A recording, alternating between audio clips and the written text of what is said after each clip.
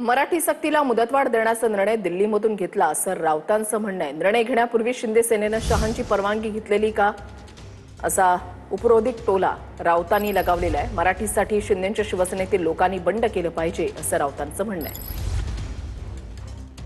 मला त्यावेळेला एक खात्री होती की दिल्लीतून एक बांबू येईल, तो बांबू जाईल आणि मग हे माघार घेतील। तसा तो काल बांबू आला।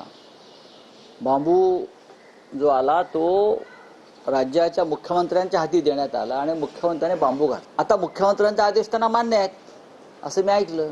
मग तुम्ही अशा प्रकारे जोरदार कॅम्पेन करण्यापूर्वी मुख्यमंत्र्यांशी चर्चा केली होती का? किंवा तुमचे जे पक्षप्रमुख आहेत, तुमचे पार्टी चीफ दिल्लीत अमित शहा, त्यांना विचारलं होतं का? मराठी संदर्भात आम्ही हा निर्णय घेतो या संदर्भात तुम्ही त्यांना मुजरे झाडले होते का?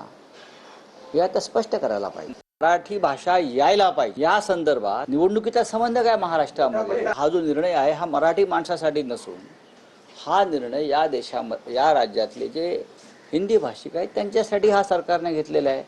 त्याच्यामुळे मंत्रिमंडळातले जे स्वतःला सो कॉल्ड मराठी प्रेमी शिवसेना प्रमुखांच्या विचारवाले वगैरे लोक आहेत त्यांनी बंड केलं पाहिजे मराठीसाठी। आम्ही केलं असतं, आम्ही करतो।